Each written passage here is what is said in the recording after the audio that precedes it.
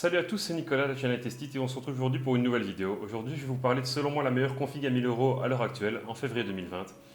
Donc, on va commencer par le cœur du PC, donc avec le processeur. Pour moi, je vous conseille un Ryzen 5 3600X qui est trouvable aux alentours des 230 €. C'est un super bon processeur, 6 cœurs 12 threads, cadencé à 4,6 GHz. Sur le papier, c'est tout aussi bon qu'un i7 8700K, qui est un super bon processeur toujours à l'heure actuelle. Et c'est un processeur qui va vous permettre de faire du multitâche. Donc si vous voulez faire du streaming, du gaming, Photoshop, Sony Vegas, After Effects et tout ça, vous n'aurez absolument aucun souci avec ce processeur. Au niveau des rendus, ça tiendra parfaitement. Et au niveau du montage, ça tiendra parfaitement aussi pour votre prévisualisation. Au niveau de la carte graphique, je vous conseillerais de partir sur une Gigabyte RX 5600 XT, qui est une carte graphique super bonne, qui a 6 Go de VRAM et qui est trouvable aux alentours des 320 € à l'heure actuelle.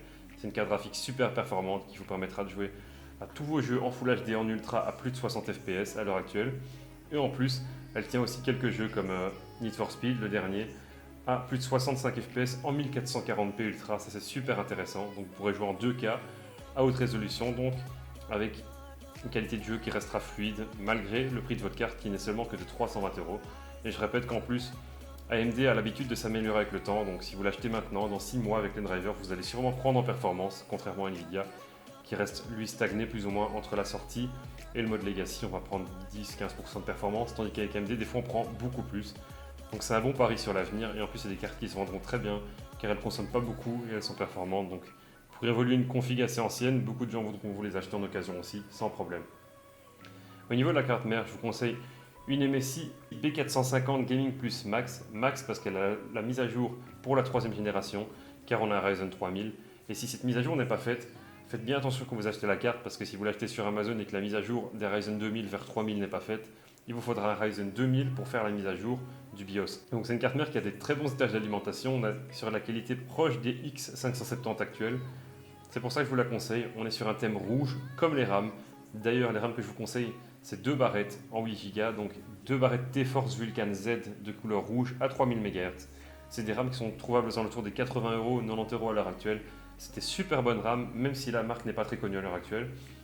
Donc c'est une marque qui n'a plus rien à prouver. On en vend beaucoup sur les autres continents et ça arrive maintenant en Europe. Vous pouvez foncer les yeux fermés, c'est des super bonnes RAM, et dans tous les cas, les RAM généralement c'est pas le problème de fiabilité d'un PC. Qu'on prenne de très très bonnes RAM ou de mauvaises RAM, généralement c'est pas le composant qui vous lâchera en premier. Mais là, moi je peux que vous les conseiller, c'est des très bonnes RAM qui sont superbes et qui ont un très bon dissipateur en aluminium. Au niveau du stockage, je vous conseille les nouveaux SSD NVMe RGB de Aorus, qui sont une base de Corsair Force. Et ce qui est intéressant, c'est qu'on les a exactement au même prix, mais avec un dissipateur thermique RGB en aluminium.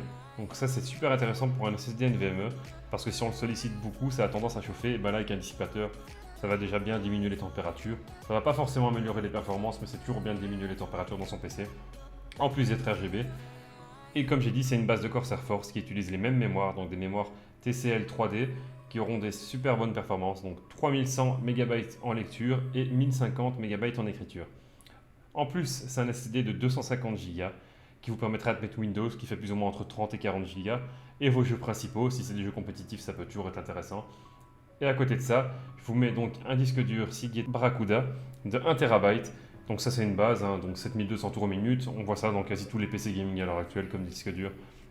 Vous pouvez aussi prendre le Western Digital Blue si vous préférez, qui donne les mêmes performances. Moi je préfère Seagate.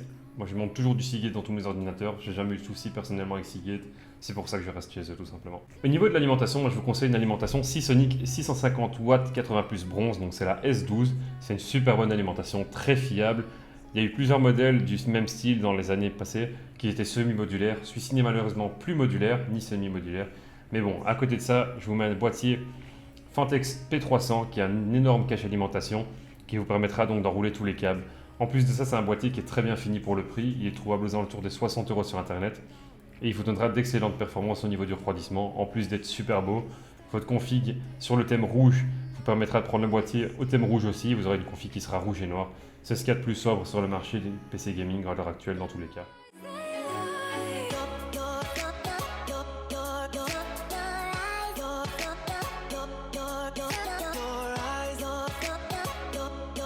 Donc je vous mets le lien de la config qui vous mène sur Topachat en description. N'oubliez pas que si vous passez par le CM de Topachat sur Twitter, vous avez droit à un bon de 5% pour les achats de plus de 1000 €. Ça tombe bien parce que la config coûte 1002 €, donc vous allez gagner une cinquantaine d'euros sur la config. Donc au final, la config va vous coûter 950 € à la place de 1000 €. C'est super intéressant. Ce détail à pas oublier. Et vous savez toujours aussi optimiser la configuration via Amazon. On gagne quelques petits euros par-ci par-là. Et voilà, on arrive déjà à la fin de la vidéo. Si elle vous a plu, n'hésitez pas à laisser un like et à vous abonner. On se retrouve très vite pour une prochaine vidéo. Et merci de l'avoir regardé jusqu'au bout. Salut tout le monde!